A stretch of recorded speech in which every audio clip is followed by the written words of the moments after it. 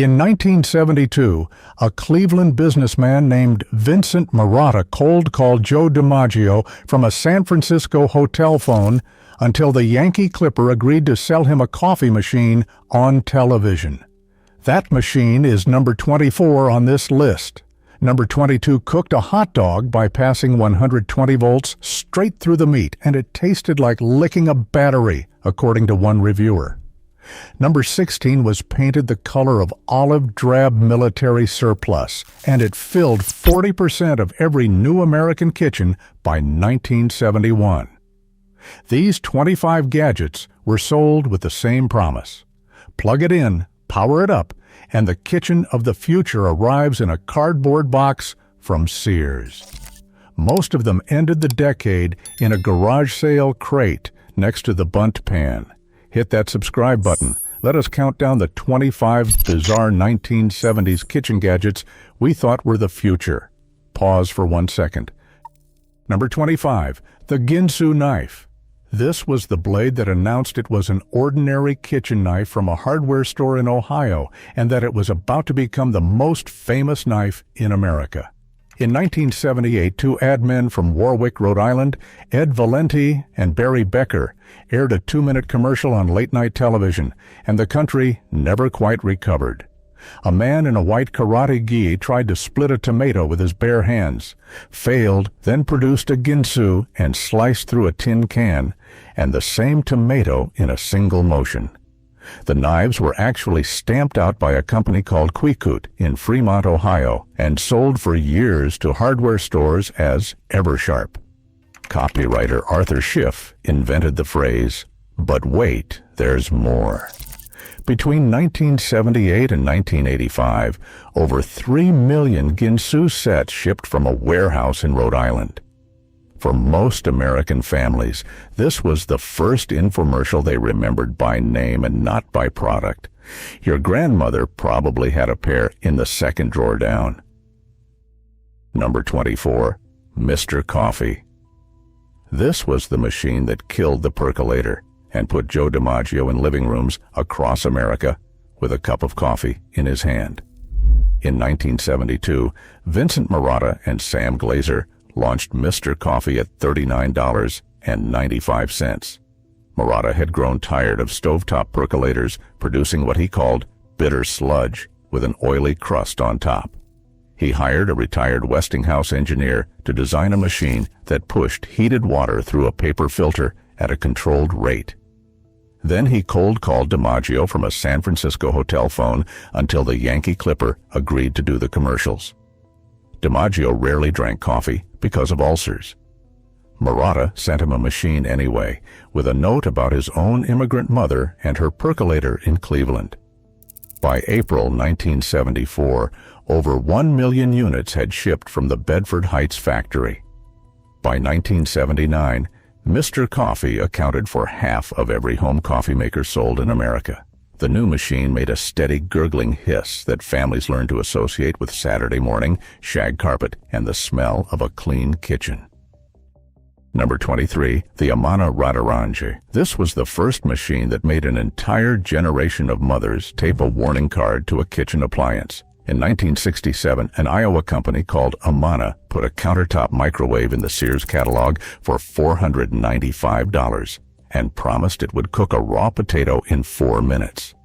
Percy Spencer had stumbled onto the idea years earlier at a Raytheon lab in Waltham, Massachusetts, when a peanut bar in his pocket melted near a magnetron tube during wartime radar testing. The first commercial unit was the size of a refrigerator and cost $3,000. Amana shrunk the cavity, wrapped it in chrome and cream enamel, and rolled the price down to something a dentist in Des Moines could call a Christmas present for the whole family. By 1975, annual microwave sales outpaced gas oven sales for the first time in history. Families stood in front of a glass window watching a mug of water boil in 90 seconds, convinced they were witnessing the end of cooking itself. Nobody was sure what the invisible waves were doing to the mashed potatoes. Everybody assumed the warning card covered it. Pause 1 second. Number 22, the Presto hot dogger. This was the gadget that took the family Frankfurter and ran 120 volts of household current straight through the middle of it. In 1974, National Presto Industries of Eau Claire, Wisconsin, released a small plastic box with 2 metal prongs that clamped onto the ends of a raw hot dog. A red light switched on. 60 seconds later, the wiener emerged, lightly scorched and faintly metallic. One reviewer compared the taste to licking a battery. Safety inspectors compared the design to a small-scale electric chair wired into the family kitchen outlet. The hot dogger ran at 1,500 watts on a circuit already sharing duty with the refrigerator and the television, and it was pulled from shelves within 2 years, after multiple reports of owners returning home to find the counter smoldering under the curtain rod. Presto had sold a reported 500,000 of them before the recall. Your father bought one in 1975 and used it exactly twice. Number 21st, the Presto Burger. This was the gadget that promised college students and elderly widowers a perfect patty in 90 seconds, and forgot to mention the cleanup. The Presto Burger arrived in 1975 from the same Wisconsin factory, a white plastic clamshell the size of a paint can with an internal heating element pressed directly against the beef. The instruction booklet warned against lifting the lid before the red indicator light went out because the hot grease inside had nowhere to escape and would spit violently through the seam onto the user's forearm. Magazine ads showed a single gray patty steaming on a hamburger bun with a man's hand reaching into frame for a squeezed bottle of ketchup. Nobody ever showed the cleanup. The Presto Burger sold for $14.95 and ended up in the back of the cabinet next to the slow cooker and the fondue pot. A widower in a Florida efficiency apartment kept his on the counter for years, plugged in but unused, the way some men kept the photograph of a wife who had passed. Number 20, the Presto Popcorn Pumper. This was the gadget that fired hot popcorn out of a yellow plastic rocket, a messy rocket popper that scattered kernels under the refrigerator for the next 10 years. It arrived in 1978 at $24.95 from Sears, shaped like a small space-age cone with a chute on top aimed directly at a ceramic bowl on the counter below. Kernels regularly missed the bowl. They rolled across the linoleum and lodged under the refrigerator and behind the leg of the kitchen table, where they stayed until the house changed hands 2 decades later. The pumper produced a volume of popcorn no single family could finish in one sitting, and it left a smell of overheated butter substitute that clung to the kitchen curtains for a full week. By 1982, every kitchen drawer in suburban America held a plastic bag of forgotten popcorn gone soft inside the pumper's own original packaging. A kid on a Friday night in 1979 thought it was the most futuristic thing his family owned. Number 19, the Sunbeam electric carving knife. This was the gadget that turned every American Thanksgiving into a small mechanical event at the head of the dining room table. By the early 1970s, the Sunbeam electric knife had become the standard November accessory in middle-class kitchens. A New York engineer named Jerome Murray watched a housewife struggle with a Sunday roast and decided the knife itself was the problem. Every Thanksgiving 1974, somebody's father stood at the head of the table holding a buzzing Sunbeam unit, like a man who had been handed a small chainsaw by a well-meaning stranger. The 2 serrated blades oscillated against each other at a frequency that vibrated the cranberry sauce across the tablecloth and loosened the silverware. Murray held 75 patents in his lifetime.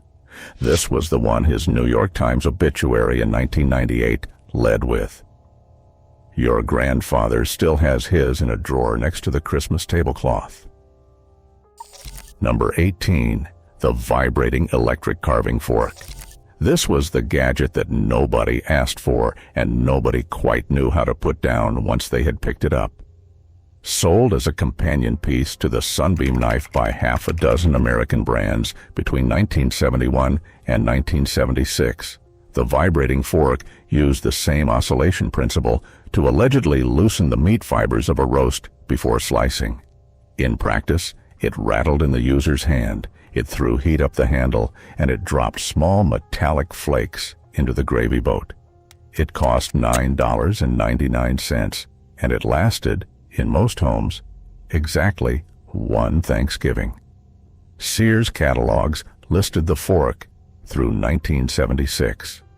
Most ended up in the back of the drawer with the novelty corn holders and the melon baller nobody had touched since the housewarming party 8 years earlier. Your mother kept hers because the wedding registry had been long, and a gift was a gift, even a bad one, even a buzzing one. It is still in the drawer in a house in Toledo. Number 17, the electric fondue pot. This was the gadget that turned every American dinner party of the mid-1970s into a small Swiss embassy with avocado green carpet. Swiss fondue had arrived in American kitchens through an enthusiastic write-up in House Beautiful, but the electric version hit its peak in the mid-1970s with plug-in ceramic pots from Hamilton Beach, Sunbeam, West Bend, and a dozen smaller brands. Each pot had an internal heating element, a temperature dial on the base, and 6 color-coded forks arranged around the rim. The pot itself was almost always avocado green or harvest gold to match the refrigerator and the wallpaper border in the dining room. Dinner parties revolved around cubed bread, canned mushrooms, and half a pound of Gruyere melted into white wine that someone's uncle called a fine vintage from California. Guests jabbed their forks into the communal pot and quietly hoped the rules about losing a piece of bread in the cheese were just a rumor invented by bored hosts. Number 16, the Avocado green refrigerator. This was the appliance that announced your kitchen had finally arrived, and it aged into the color of olive drab paint within 5 years. In 1966, General Electric quietly released a new color in its kitchen appliance line and called it Avocado. It was chosen by a generation of buyers who had just rejected the pastel pink and turquoise of their parents. By 1971, avocado green refrigerators filled close to 40% of every new American kitchen. They stood 6 feet tall, weighed over 300 pounds, and came paired with a matching avocado dishwasher, an avocado hot point range, and an avocado ceramic spoon rest on the counter next to the sink. The color had no actual relationship to avocados. It more closely resembled olive drab military surplus paint, and under fluorescent kitchen lighting, it aged into a kind of khaki yellow. By 1985, those same refrigerators were lined up on curbs across suburban America, waiting for the scrap man. Your mother cried a little when yours was hauled away. She had picked the color herself. Number 15, the Salton Hotray. This was the gadget that quietly kept Sunday dinner warm in finished basements until the microwave made the whole idea unnecessary. The Salton Hotray was a flat electric warming tray that plugged into the wall and held casseroles at serving temperature during buffet dinners in paneled rec rooms with a console stereo in the corner. It looked like a placemat made of brushed chrome. Louis Salton, a Polish immigrant who had fled the Nazi invasion in 1939, invented it back in the late 1940s as a way of keeping Shabbat dinner warm without violating religious rules about cooking on the Sabbath. For 20 years, it was Salton's flagship product, tucked under foil-covered casseroles at every Hadassah meeting in New York. Sales slid in the mid-1970s because the microwave had made reheating so fast that there was nothing left to keep warm. By 1981, the Hotray was gone. A widow in Cleveland still has hers, plugged in for nobody. Number 14, the Salton Yogurt Maker. This was the gadget that promised homemade health food and delivered, on most mornings, warm milk with an attitude. Salton released its electric yogurt maker around 1974, riding the rising tide of the natural foods movement that began in California and worked its way east. The unit consisted of 5 small glass jars arranged in a circle inside a warming base that looked like a plastic clock from a dentist's waiting room. A quart of milk and a spoonful of starter culture went in. 8 hours later, when it worked, you had yogurt. Users were instructed not to open the lid, not to move the unit, and not to walk heavily past the counter while the fermentation cycle was running. The yogurt, when it worked, tasted like plain yogurt. When it did not work, it tasted like warm milk with an attitude. The unit cost was $19.95 and showed up at every Pittsburgh bridal shower from 1974 to 1979. Your aunt made one batch, called it interesting, and put it back in the box. Number 13, the rival Crock-Pot. This appliance let a working mother leave a raw pot roast on the counter at 7 in the morning and come home to a finished dinner.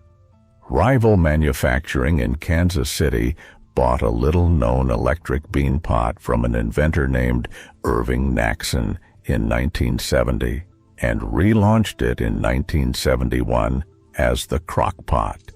Rival gave the pot a thick stoneware insert, an avocado green enamel shell, and a slogan aimed at the rising tide of working women in American suburbs. Cooks all day while the cook's away. The Crock-Pot sold $2 million in its debut year and $93 million by 1975. Naxon had been born Irving Nachemson in Jersey City in 1902, and he based the original design on stories of his Lithuanian grandmother's collant stew, which simmered overnight in the residual heat of a village bakery oven before being collected on Saturday morning. His first production version had been called the Naxon Beanery, sold in limited numbers through department store catalogs in the 1950s. When Rival bought the patent, they added a domed glass lid and a thicker stoneware insert and marketed the pot aggressively. Sales climbed to $2 million the first year, $10 million the following year, $23 million in 1973, $57 million in 1974, and $93 million by 1975. The instruction booklet warned against lifting the LID during cooking because every glance cost an extra 20 minutes of steam recovery. Most owners lifted it anyway, out of anxiety, roughly every hour, like checking on a sleeping child from the doorway of a darkened bedroom. Your mother was one of them. She never told anyone how often she checked. She did not have to. Number 11, the Ronco Veg-O-Matic. This was the gadget that taught a generation of insomniacs the phrase, "It slices, it dices." Samuel Popeil invented the Veg-O-Matic in 1963 at Popeil Brothers in Chicago. In 1970, his son Ron Popeil made it unavoidable. The television pitch ran 2.5 minutes on late-night independent stations, and it cut tomatoes into slices so uniform they looked stamped out of a factory die. The machine itself was a plastic dome with a steel grid at the base and a hand plunger on top about the size of a shoebox. It retailed for $9.99. Together with its predecessor, the Chop-O-Matic, the Veg-O-Matic eventually sold over 11 million units across North America. Ron Popeil had identified a problem that existed only in his own family's kitchen on the north side of Chicago, and he exported it to every living room in America, one insomniac at a time. A truck driver in Tulsa watched the commercial at 2 in the morning, ordered one, and used it exactly twice. The pitch is still in his head. Pause 1 second. Number 10, the Sunbeam Mixmaster, Woodtone. This was the appliance that pretended to be made of walnut and was actually made of brown plastic, printed to look convincingly like wood grain. Sunbeam had sold its Mixmaster stand mixer continuously since 1930, but in 1972, the company released a new line called the Woodtone Mixmaster, with a brown plastic shell printed in faux wood grain to match the paneling in the den, the console television in the living room, and the cabinet fronts in the kitchen, which had also been printed on vinyl to look like wood. Nothing in this kitchen was actually made of wood. The Woodtone weighed 11 pounds, produced a sound like a dentist's drill on a molar, and remained in continuous production for 7 years because no engineer at Sunbeam could think of anything better. It sat at the back of the counter, plugged into a brown outlet on a brown backsplash, silently endorsing the 1970s color wheel. Your grandmother used hers to whip the cream for the Jell-O salad every Christmas Eve from 1972 to 1989. Number 9. The GE Toaster Oven. This was the small appliance that toasted Wonder Bread unevenly, and it stayed on the kitchen counter for 30 years anyway. General Electric had introduced the Toaster Oven in 1956, but the 1970s was the decade it fully colonized the American countertop. Every new model came in harvest gold or avocado green, with a chrome handle and a metal tray that slid forward when the door opened. It cost about $34.95 in 1974. It toasted a slice of Wonder Bread unevenly, browning the left half while the right half emerged limp and pale. It baked a frozen Swanson pot pie in 20 minutes. It produced a burnt plastic smell the first 20 times it was used, and faintly thereafter for the rest of its life. Families kept them for decades out of affection and pure inertia. A working toaster oven from 1974 is still not uncommon at estate sales in the suburbs of Milwaukee today. Your aunt had one. It outlasted her marriage, 2 of her cats, and the wallpaper in her kitchen. Number 8. The electric can opener with knife sharpener. This was the gadget that bolted to the underside of the kitchen cabinet and quietly destroyed every chef's knife in the household. The electric can opener was not a 1970s invention, but the model that defined the decade was the rival swing-away cabinet-mounted version with a built-in knife sharpener on the back. It bolted to the underside of the upper cabinet, took up 1 square foot of counter space, and opened a can of green giant corn in 11 seconds. A small grinding wheel on the side offered to dull any knife the user pressed against it. Children in the household were fascinated by the sharpener and ran their mother's best chef's knife across the spinning wheel until the blade was incapable of cutting a boiled potato. It cost $19.95 at Sears in 1973. Your mother used hers every Tuesday for the cream of mushroom soup that went into the green bean casserole, and quietly cursed the day her best knife had become useless on a wheel her son had thought was a toy. Number 7. The Salton electric peanut butter maker. This gadget ground whole roasted peanuts into warm peanut butter in about 4 minutes per batch, and it produced exactly 1 cup at the end. Salton sold its peanut butter maker in the early 1970s. It was a white plastic cylinder the size of a coffee can with a metal auger inside.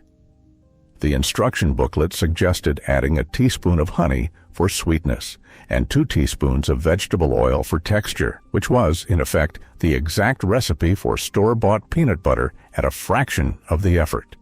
The machine was discontinued by 1976 after customers realized that a 16-ounce jar of Jif cost 99 cents at the A&P and did not require disassembly, hot water, and a bottle brush. Salton moved on to a coffee grinder and a snow cone machine. A woman in Indianapolis received one as a wedding gift in 1973, and she made peanut butter exactly once for her 3-year-old. He cried because it was warm. It is still in the cabinet above the refrigerator. Number 6. The electric crepe maker. This was the gadget that briefly turned American kitchens into Parisian kitchens until the griddle went into the cabinet above the refrigerator. Electric crepe makers arrived in American department stores in 1974 in roughly 15 different brands, and all of them worked the same way. The user inverted a hot round griddle into a shallow glass dish of batter, held it there for 4 seconds, and lifted off a thin, pale pancake the size of a dinner plate. Williams-Sonoma stocked the griddles at the front of the store, next to the copper molds and the Madeleine tins imported from Lyon. They cost $34.95. Julia Child had demonstrated crepes on public television the year before the gadgets hit the market, and for a few months American kitchens tried to become Parisian kitchens. Then the griddles went into the cabinet above the refrigerator, alongside the bundt pan and the ice cream maker and the forgotten pasta attachment. Your mother made crepes one Sunday morning in 1975. The griddle was in the cabinet by Tuesday. Number 5, the Hamilton Beach Egg Cooker. This was the gadget that promised 7 perfect eggs at once and required precisely 2 tablespoons of water measured into a tiny plastic cup.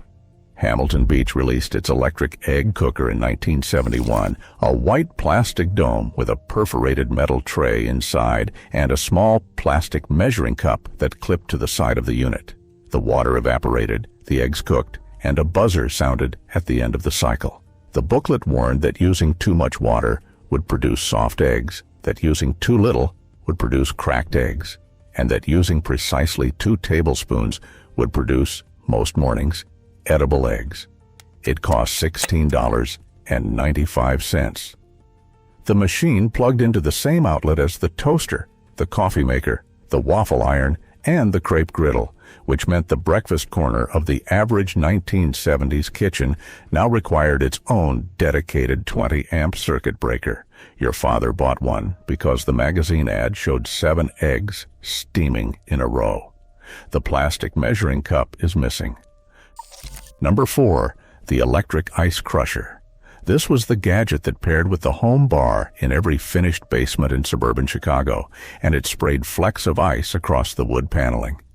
Electric ice crushers had existed since the 1950s, but they reached their peak in the early 1970s, parked next to the brown vinyl bar stools and the Naugahyde booth in the rec room downstairs.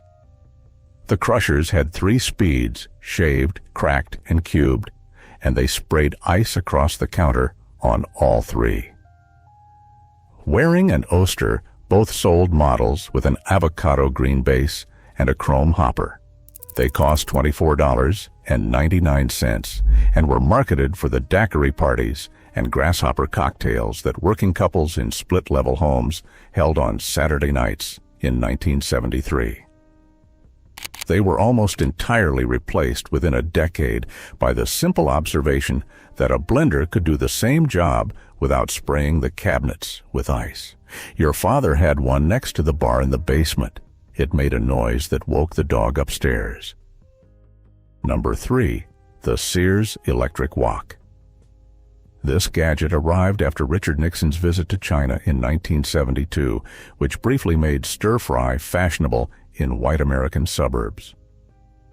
It appeared on American kitchen counters in 1973, after Nixon's trip had pushed Chinese cooking into Time magazine and onto the cover of Family Circle. Sears, Farberware, and West Bend all released models within the same 18-month window. They were typically a non-stick aluminum bowl with a heating element cast into the base and a domed glass lid. The Sears version sold for $29.95 in the spring catalog. Cookbooks promised stir-fry in 90 seconds.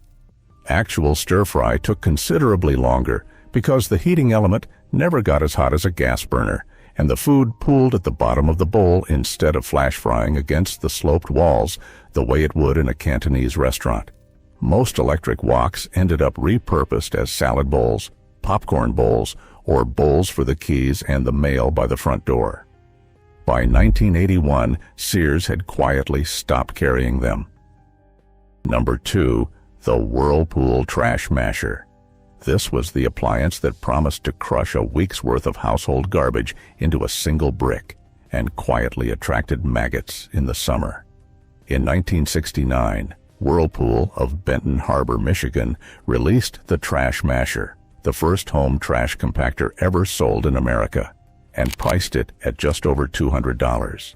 By 1972, Whirlpool was offering under-counter and freestanding models through its dealer network. The compactor applied 2,000 pounds of crushing force to a week of household garbage, then sprayed the compressed brick with a chemical deodorant that smelled vaguely like a hotel hallway in Akron.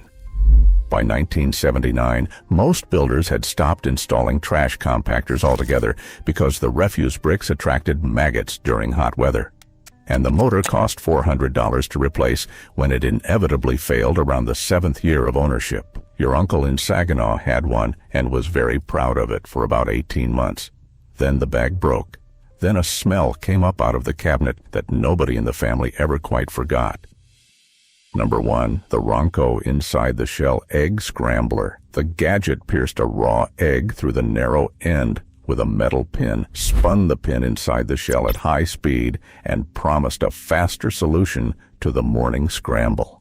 Ron Popeil released it in 1978 for $7.77. A small countertop device with a thin metal pin and an electric motor that produced a hard-boiled egg with no visible yolk line. The marketing copy on the back of the box called it the end of the morning scramble. The machine broke roughly 1 egg in 4 during the piercing motion and left the unbroken eggs with a faint metallic aftertaste that home cooks attributed to the pin itself. Popeil defended it to the end of his life in 2021 as one of the finest products his company had ever made. Your grandmother got one for Christmas 1979 from a niece who had seen the commercial. She used it once. The egg came out gray. She put the machine in the box in the cabinet above the refrigerator, and never mentioned it again. These 25 gadgets were sold to families who believed the kitchen of the future was arriving in a cardboard box from Sears, with a warranty card and a power cord that needed its own breaker. Most ended the decade in a drawer, then in a Saturday morning garage sale next to a stack of Reader's Digest, then in a landfill just outside the county line. But somewhere in the hum of an old crock-pot left on low, in the buzz of an electric carving knife at a Thanksgiving table, you remember that for a brief decade, the people you loved believed the future was something you could plug into a wall. Here is my challenge. Open the cabinet above your refrigerator this week, pull one gadget out, plug it in, see if it still hums. And if it does, stand in your kitchen with the sound of 1974 in your ears and remember the people who first brought it home. Share which gadget your family owned in the comments. I want to know if the Crock-Pot still gets more love than the Cuisinart. This is not medical advice. It is just looking at how things used to be. These are not just kitchen gadgets. They are proof that for one strange and hopeful decade, an entire country tried to plug the future into the wall and called it dinner.